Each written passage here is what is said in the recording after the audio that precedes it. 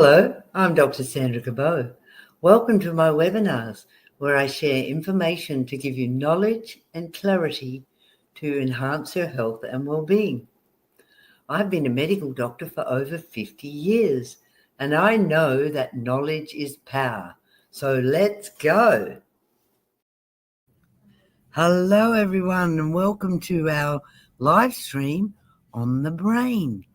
And I hope you're all feeling incredibly smart, intelligent, because in a piece of your brain the size of only 1 grain of sand, there is around 100,000 brain cells and 1 billion connections. So you are super smart. If you didn't realize it, now you can see why. And hi, Igor, I know you're super smart. Well, not as smart as you. Hi, Sandra. Good to see you. Sorry, I'm a few minutes late. I'm just adjusting to the daylight saving shift. I know, the daylight saving, it catches us all out. Okay, well, look, let's continue our amazing webinar on the brain. And we finished off last time by saying just how much blood your brain needs, because your brain has an incredible need for oxygen. So you need fresh arterial blood carrying oxygen, and there's around 100,000 miles of blood vessels in your brain if you stretch them out. So you need healthy blood vessels. And the way to have healthy blood vessels is a healthy diet and lifestyle. So let's look at how neurons communicate. And you can see here 2 brain cells are communicating. You see the electrical energy flowing between the end of the connection there to the end of another connection. So what generates that electrical energy in your neurons is chemicals known as neurotransmitters. So it could be dopamine, it could be serotonin, it could be acetylcholine. There's lots of different neurotransmitters. And so your neurons need to produce neurotransmitters 24/7. That's what keeps your brain active. So your neurons make neurotransmitters from amino acids, which you get when you eat protein foods. And your gut breaks down the protein into amino acids, you absorb them, they go through the bloodstream to your brain, and your brain uses them to make neurotransmitters. For example, the amino acid tyrosine is turned into the neurotransmitter dopamine and adrenaline, which helps you to focus, concentrate, be motivated, feel satisfied, and or basically, just feel balanced and happy. The amino acid 5-hydroxytryptophan, that gets turned into serotonin, which controls your mood. Of course, you do a lot of this in your gut as well. There's a lot of neurons in your gut, but here we're talking about your brain. So you could understand that if you weren't eating enough protein, you wouldn't be getting enough amino acids for your neurons to make the neurotransmitters. So that could cause a foggy brain, a mood disorder, a poor memory, anxiety, all sorts of unwanted symptoms. Now, antidepressant drugs are probably the most commonly prescribed drugs in the Western world, right? So the way they work is they work on this synapse you can see here in the slide. So in that space between the 2 neurons where you can see the electricity flowing in that bright yellow flow of electrons, in that space there's neurotransmitters. And the antidepressants reduce the breakdown of the neurotransmitters so that they last longer, and then your neurons reuptake them. So the antidepressant is helping your neurotransmitters to last longer, which is quite clever, isn't it?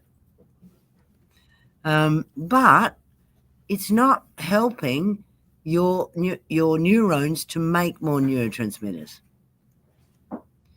So it's never going to completely overcome a mood disorder just by taking an antidepressant.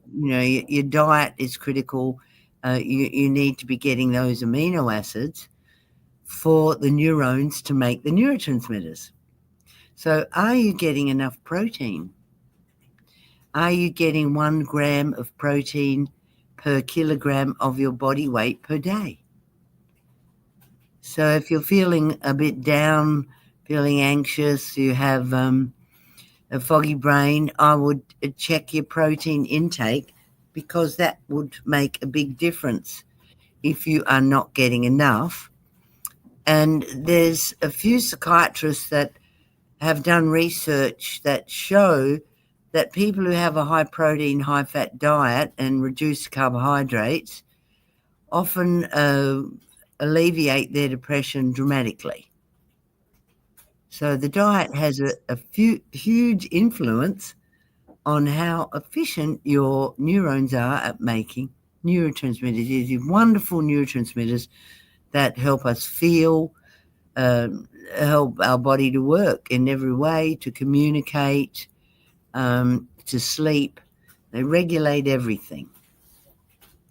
Is that something to do with your brain working better on ketones and just burning better and leaving less residue than... Yeah, I remember reading something about it a while ago. Yeah. Well, your neurons can use ketones or glucose to create energy. And of course, they need energy to make neurotransmitters. So the other thing that's critical for your neurons to make enough neurotransmitters is their mitochondria. And one brain cell, which is a neuron, can contain up to 2 million mitochondria. So they're packed in. Your neurons have more mitochondria than most other cells in your body, because their need for high energy production is critical.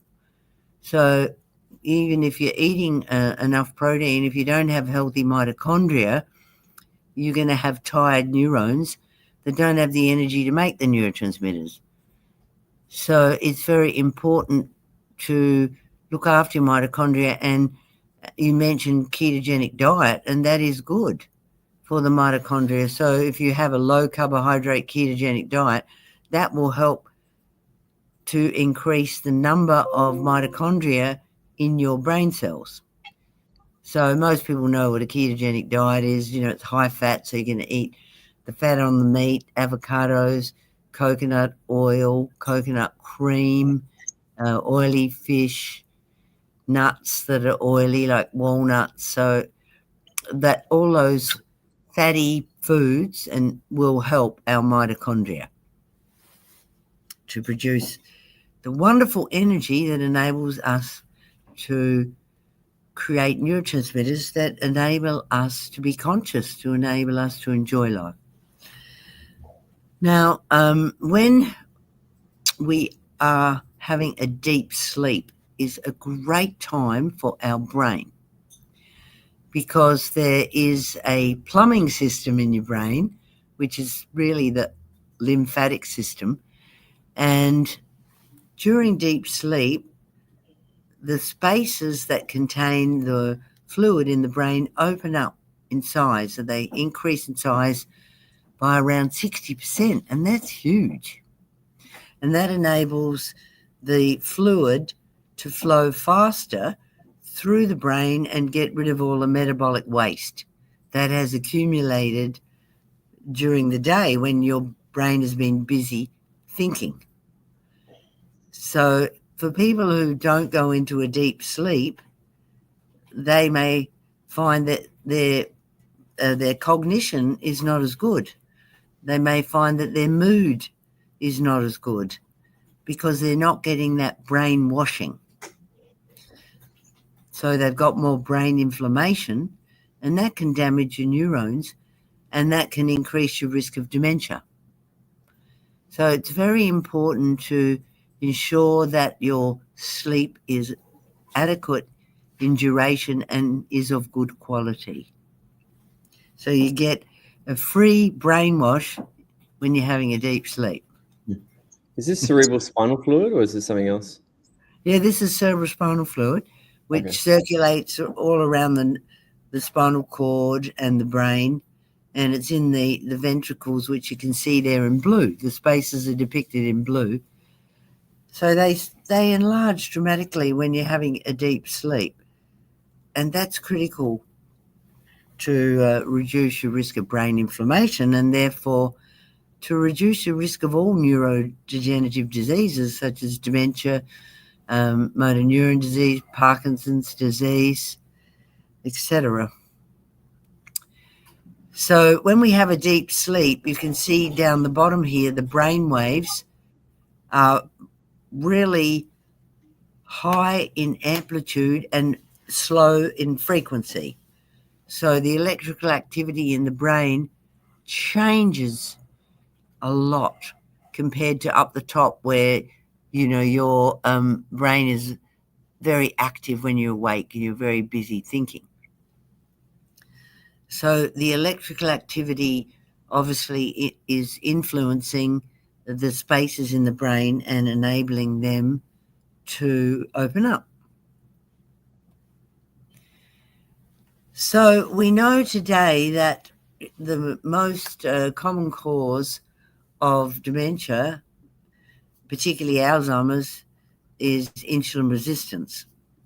And it's very important for people to recognize if they are insulin resistant, because this is a metabolism problem that can be present even in your 20s, 30s, 40s, and it's very insidious. You may not know you've got it. So we know dementia now is extremely common. It's the most common cause of death in the Western world. And we know that insulin resistance is the most common cause of dementia. So it's very, very important to pick up early if you are insulin resistant. You may not know it. So there's specific tests that you can have that will show you clearly if you're insulin resistant. So what does insulin resistance mean? It means that your insulin doesn't work well because your cells are resistant to its message. So healthy insulin that is working well enables the sugar in our blood to go from the bloodstream inside the cells where the sugar can be burnt for energy by the mitochondria. So in insulin resistance, the sugar stays in the blood. It doesn't get into the cells. So you have tired cells.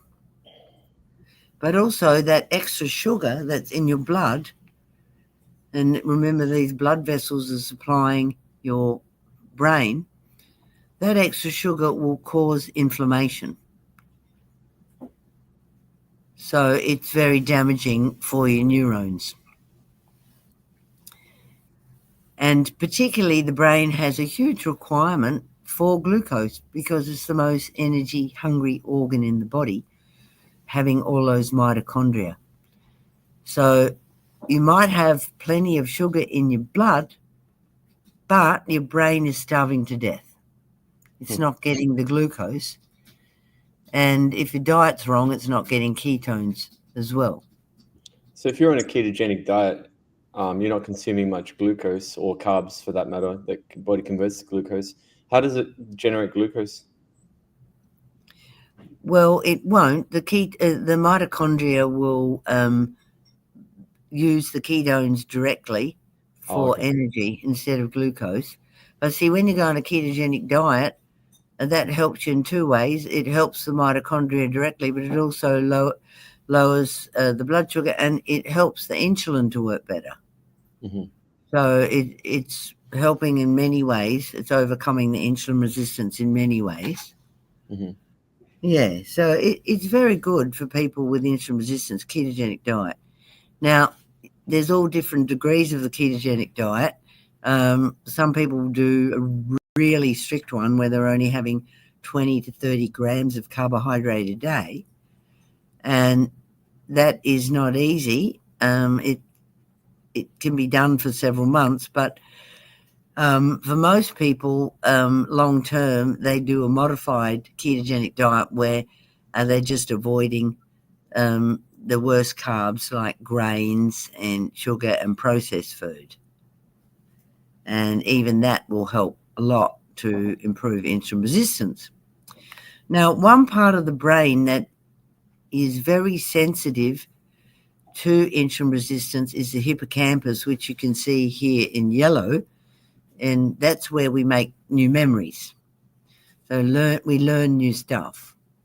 We remember it in the hippocampus, and it's got more neurons than any other part of your brain. So it's critically important. And it's very hungry for glucose. It can use ketones, but, if you're not getting enough glucose, that could be because of the insulin resistance. It's not getting into the hippocampus. So we find in people with insulin resistance, the hippocampus will shrink. And that will cause cognitive impairment. Another interesting thing about the hippocampus is it's got a lot of zinc in it.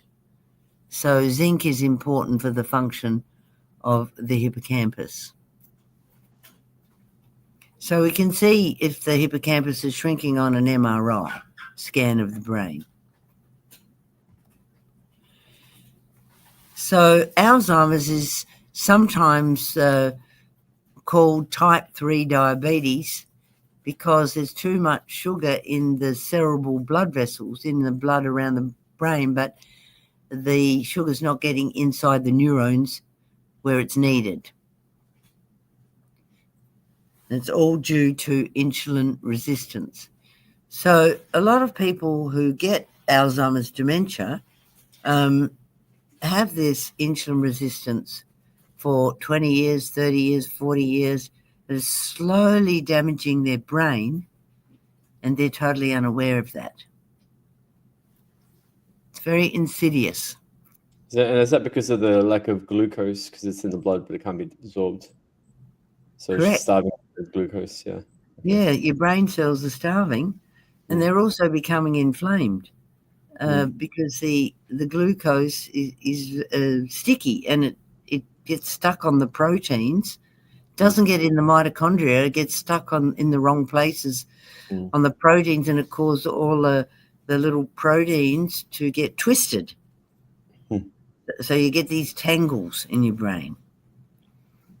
So the protein is very susceptible to the excessive glucose in the blood.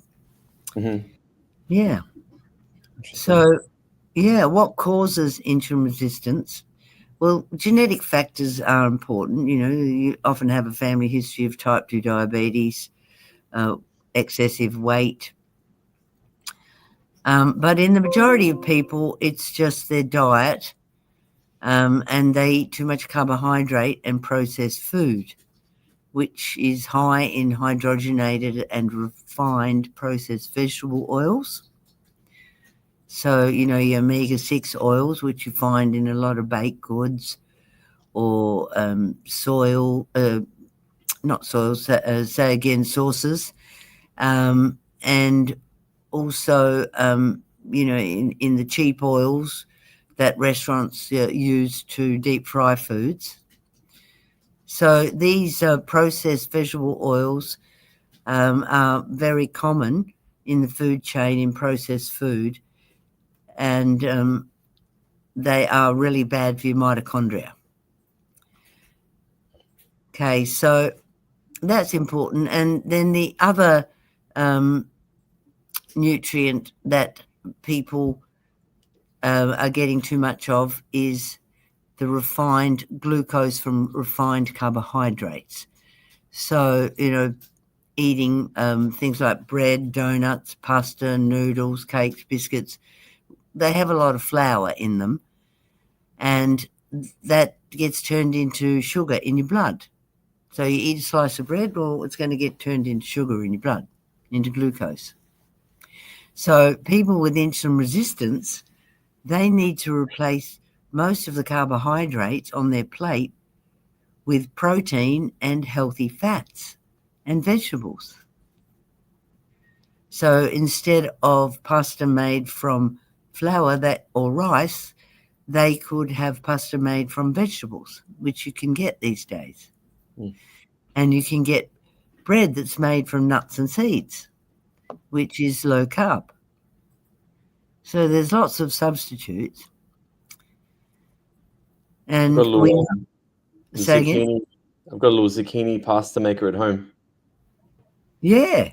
Yeah, You can make pasta out of a lot of different vegetables. Yeah. Yeah, and it's really nice. Like it's I mean, obviously the texture is not exactly the same, but it's pretty good. And the great thing is, after you have like a bowl of zucchini pasta, like bolognese, you don't feel like going to sleep. That's right. You don't get That's that carb right. coma. Because it didn't spike your insulin, you see. So Yeah, your neurons is still making energy. Yeah, that's the thing. So there's a lot of studies that show that a low carbohydrate, high fat diet improve memory in people with mild cognitive impairment. And they'll usually see good results within 6 to 8 weeks. So you don't have to wait forever. That's good. So how do you know if you're insulin resistant? Well, most people would say, oh, well, I have elevated blood sugar, but that won't always show it, because a fasting blood sugar will only tell you at that point in time what your blood glucose was. So that can go up and down. And it doesn't represent what your blood sugar has been over the last several months. So a test that is much more useful is called HbA1c. So you can have that blood test, HbA1c, and that is telling you what the average level of sugar in your blood has been over the last 3 months. So that's very useful. Yeah. So if you're insulin resistant, the average level of sugar in your blood is going to be too high. So that will show up in your HbA1c. It'll be elevated. It should be less than 5.6%. So the lower it is, the better, really. If it's 5.6%, that's the upper limit of normal, so that's not ideal. and you can just ask your GP for that test. Yeah, the HbA1c, it's on Medicare. Okay. So I think it's much more beneficial than just having a one-off blood glucose. The other thing we can test is your triglyceride fats, and they should be less than 1.5. So, people who are insulin resistant, they make too much triglyceride fat in their liver from the glucose. It doesn't come from fat in the diet, it comes from the glucose in the diet. So if you've got elevated triglycerides, that's a sign of insulin resistance. Now, the other test you can have is a fasting insulin test. And the normal range, which shows here, is 3 to 8, but some laboratories have changed that and say up to 20 is now normal. And that's because more and more people are insulin resistant, so they change the range to reflect the average of the general population. But it's not ideal. If your insulin level is 20 when you're fasting, that's still elevated, in my opinion. So those 3 tests are very useful: your fasting insulin, your HbA1c, and triglycerides. The other thing you'll often see in people who are insulin resistant is elevated levels of LDL cholesterol. There you go. It's worth finding out if you're insulin resistant. And the younger you find out, the better, because you can totally reverse it by avoiding too much sugar. So don't add sugar to foods. Don't add it to your tea and coffee. Don't drink fruit juices. Eat the whole fruit instead. Reduce flour and its products like bread and pasta. Instead, eat the nut and seed bread, or have the vegetable pasta. You could try intermittent fasting. That will definitely help a lot to lower insulin and help insulin to work better. And the ketogenic diet, you can do that either strict for several months, or you can just modify your diet in the principles of a ketogenic diet, so you're getting more protein and fat and less carbohydrate. There's also some excellent supplements which have been proven in clinical studies to reduce insulin resistance. So berberine is a really good one. It's extracted from different plants and herbs, and it's been shown to work just as well as the drug metformin in reducing insulin resistance.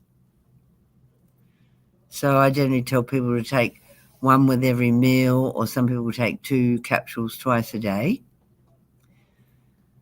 And they'll find it not only helps insulin resistance, but it can lower the LDL cholesterol. And it's also good for your gut. It helps gut bacteria. Then there's magnesium, the miracle mineral magnesium, which of course is critical for energy production in the mitochondria in your neurons. So a lot of people find that, their mental state improves a lot when they take a magnesium supplement. Also very important for sleep, for deep sleep. So if your sleep's very poor, I highly recommend a daily magnesium supplement. But magnesium will also help to improve the function of insulin, thereby lowering insulin resistance. And you want the good kinds of magnesium, right? Not the... Yeah, you do. You see a lot of stuff in the supermarket, and not the most absorbent. No, it's not the most absorbent.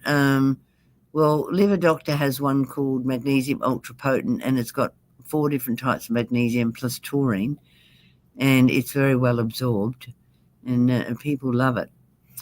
Then there's another supplement called Glycemic Balance, which is a mixture of the mineral chromium, bitter melon, gymnema, carnitine, and alpha-lipoic acid. And that can really help stabilize blood sugar levels, reduce cravings for carbohydrates, and help insulin to work better. So these are all, natural supplements with evidence behind them that people can use if they are wanting to reduce insulin resistance and they're wanting to avoid taking medications. I think another one I'd recommend, this works for me pretty well, where if I find myself just having sugar more and more often, I just try and cut it out for a month. And then after that month, I don't crave it that much anymore. And then when I do have it, it's almost like my taste buds have kind of reset a bit, and it's like too sweet. That's right. Yeah, that's right. If you don't eat processed food with a lot of sugar in it for a month, and then you go and open, say, a packet of chips, which have got a lot of added sugar and hydrogenated fat and all sorts of additives, you go, wow, that tastes chemical. That tastes really strong. It kind of shocks your taste buds. And you start enjoying fruit more because you can taste more the subtle flavors. And the fruit juice one's interesting. Like, I think a lot of fruit juices have pretty much as much sugar as Coke, and your body doesn't really know the difference whether it's sugar from fruit juice or sugar from Coke, because it just gets straight turned into glucose, doesn't it? Exactly. Yeah, glucose is glucose. Yeah. Yeah. and it still spikes your insulin even if it came from an orange juice. Yeah. Yeah, we have this idea that fruit juice is healthy, and it's totally not. Not really, no. Now, another thing that is really interesting, to optimize your brain chemistry, in other words, help your brain to make neurotransmitters, is a process called methylation. So not everybody's heard of methylation, but it's really important to understand it because it's a chemical process that's happening millions of times per second in every cell in your body, and it enables your cell to function, to make other things. So without methylation, your cells can't make proteins, and they can't make enzymes, which are a type of protein.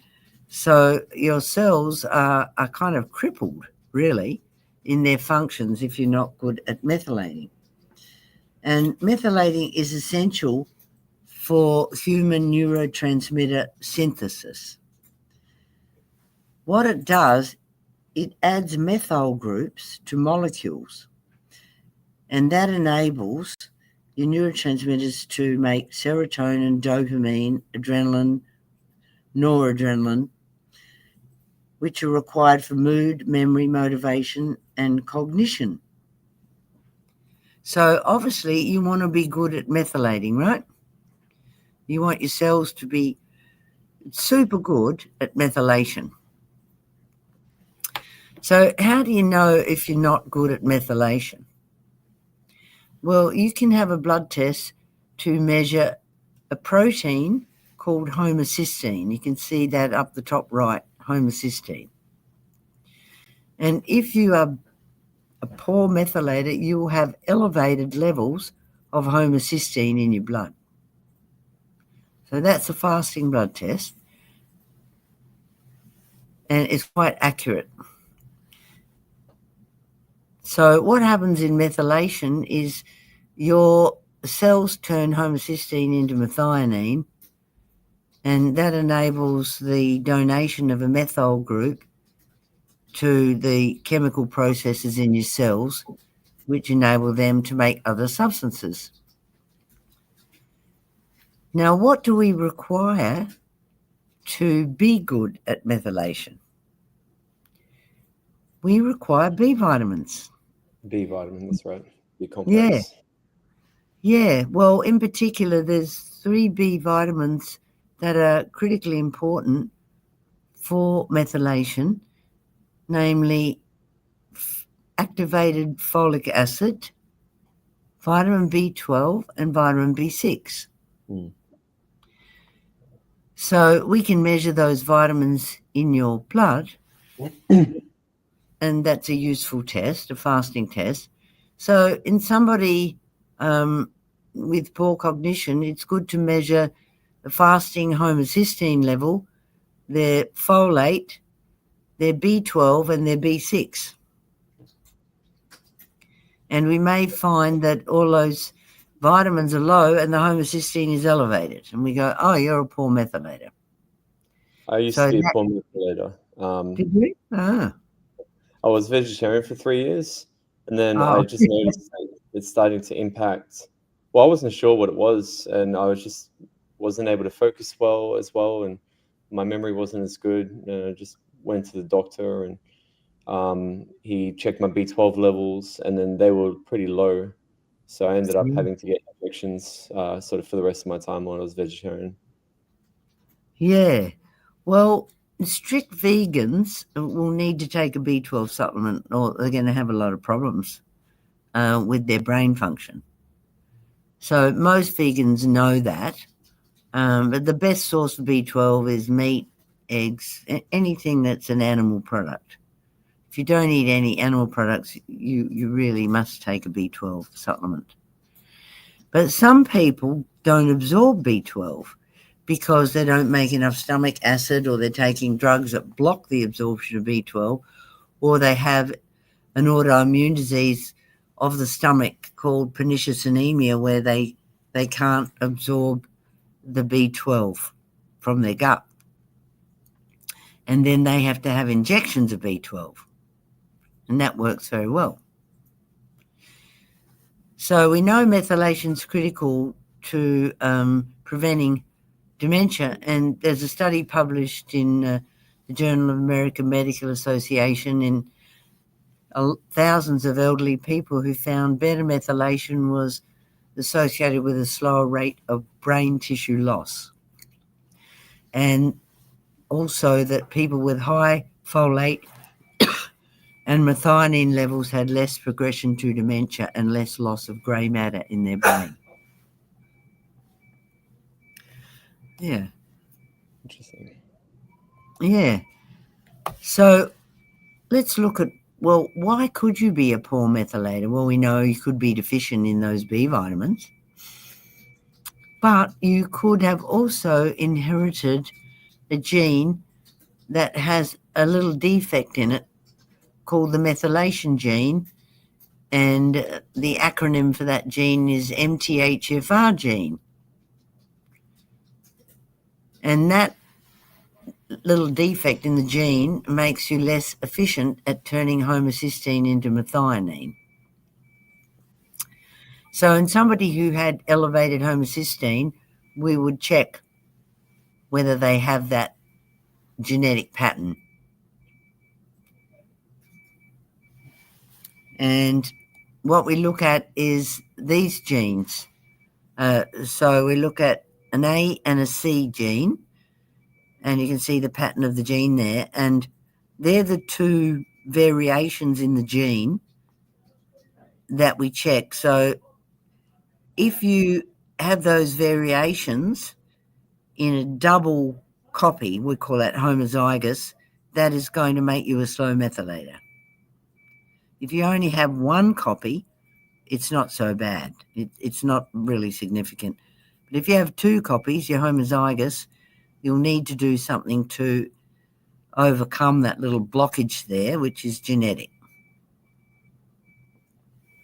So that test can be done by a doctor. It's not an uncommon test these days, but you can always remind your doctor to check your homocysteine, and if it's high, to do this gene test, the MTHFR gene test.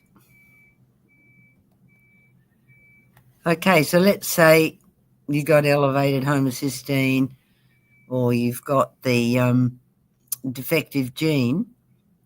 What can we do? Well, what we are going to do is give you activated folic acid, which is known as L-methylfolate or folinic acid. They're the same thing.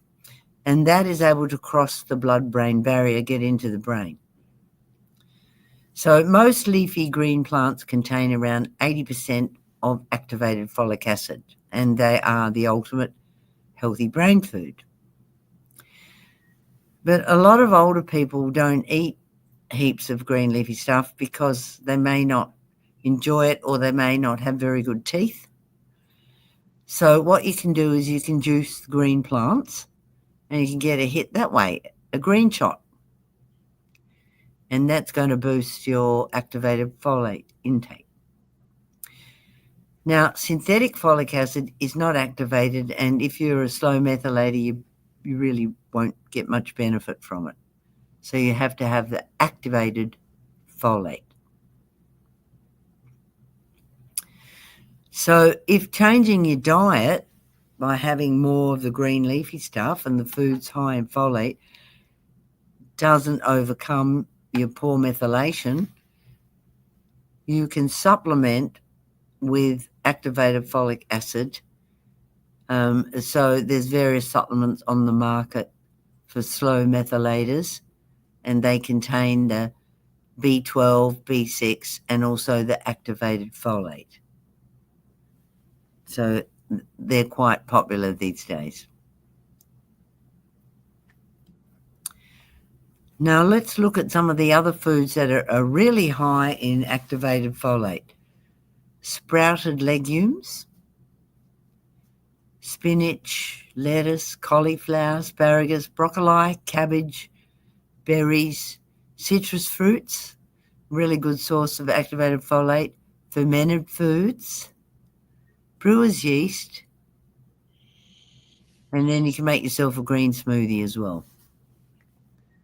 And another thing you can do is sprout broccoli seeds, organic broccoli seeds. When you sprout them and eat the sprouts, you're getting a lot of activated folate, and you're also getting sulforaphane, which helps to detoxify your liver, and that's going to help your brain function a lot.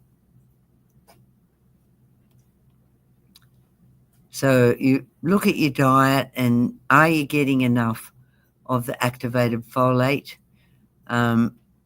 If you're overcooking everything, or you're cooking things with a microwave, you're probably destroying the folate. So don't overcook things, don't use a microwave. There you go. We have a comment there from Belinda. Hi, Belinda. Thanks for checking in with us. Belinda says she's insulin resistant and struggles to lose weight. Well, that's typical. Those two things go together.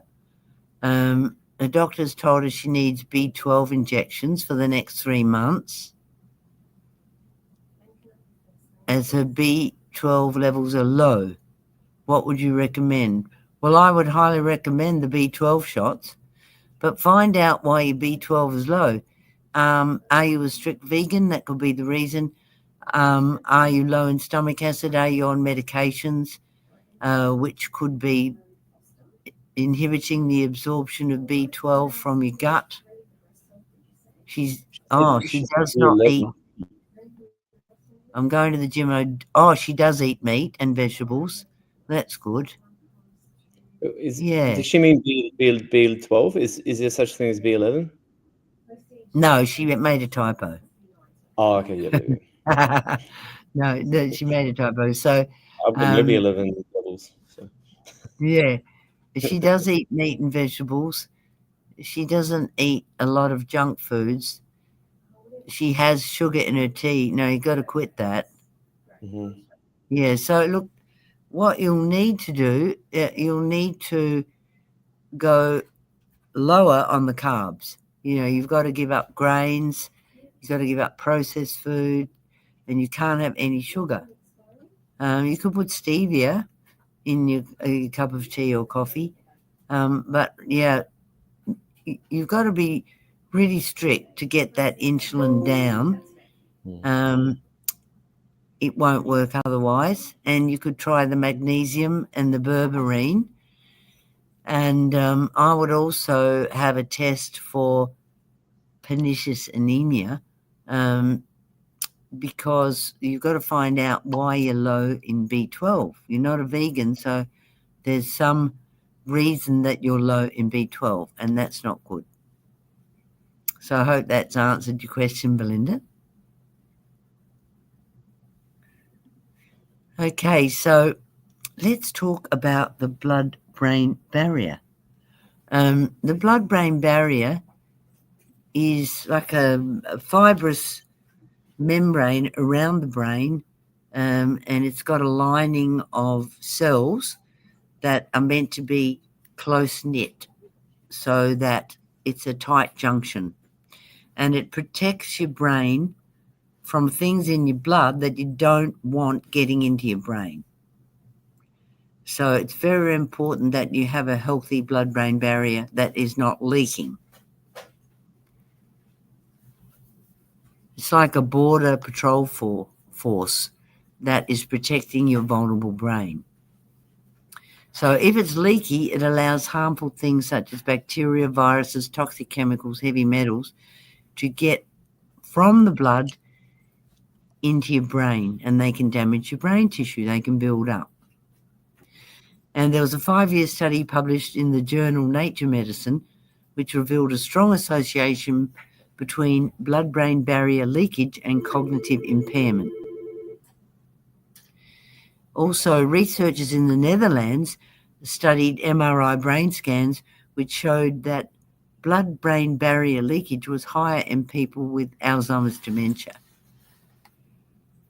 So it's very important. Well, we're going to look at ways we can improve our blood-brain barrier. So as you know, Igor, we're going to be doing a series on the brain because it's such a huge subject. And, we won't be able to cover it all today, but we'll be doing every 2 weeks a new segment on the brain. We've got another question. What magnesium would you recommend? Well, I recommend one that's well absorbed. I don't recommend magnesium oxide. I'd recommend magnesium ultra potent powder. That's the one I take. And it really gets well absorbed. It's easy to take. It makes a nice, tasty drink in water. Another lady's been on, that's Helen. Hi, Helen. She's been on Monjaro and she's lost 10 kilograms. Well done. That's excellent. But she's still struggling to lose weight and has bad sugar cravings and brain fog. So, the Monjaro is good. It's like Ozempic in that it will reduce your appetite. But if you're still eating the wrong foods, you'll still remain insulin resistant. So you're probably eating too much sugar in the form of grains, processed food, and just added sugar. So you need to eat more protein. You need to eat more fat. You need to eat more vegetables. And you may find that you need small, frequent meals because when you're on those drugs, they make it difficult to digest a large meal. So you could also look at taking magnesium and berberine. Yeah, so we're up to 12:50. So you've got a little slideshow to present as well. I won't fit it into 7 minutes. No. Okay, well, you could fit in some slides and then we could continue it next. It kind of connects together. So I'll just okay. next time. We'll I do probably it need at least 15, 20 minutes for it. Yeah, fair enough. Oh, well, we've got plenty of time. We're going to do another seminar on the brain in 2 weeks. It's such a huge subject. Yeah, massive. Yeah, here we have another lady, Karen. Hi, Karen. She's loving this seminar, and she's 69. Well, you're younger than me, darling. And she's a bit worried about her cognitive deterioration. She's got fibromyalgia. Well, that can be helped with vitamin D. Check your vitamin D level. It's often the reason why people have fibromyalgia. And vitamin D is not only important for your muscles, it's also critical for your brain health. And she has a poor diet. Naughty. She has a poor diet. And she's asking her GP to do all the tests that we've suggested. She met me in Tasmania. Oh, that's nice. Okay. So it's good that, you're aware now that your cognition is starting to decline, because after the age of 65, dementia becomes more common, and after the age of 70, much more common. So you can still do something now, and I would definitely be looking at lowering your carbohydrates and eating clean food, eating unprocessed food, taking some magnesium, eating more fish. And I have a book on Alzheimer's. It's called Alzheimer's, What You Must Know to Protect Your Brain. So I'd highly recommend that. But the good news, Karen, is that studies have shown that you can get quite rapid improvement in your cognition by just changing your diet. It can improve your cognition within 6 to 8 weeks, and just taking a few supplements. So you can remain optimistic, but definitely get the blood tests we've suggested, because if you're a slow methylator, you'll need to do something about that. Yeah.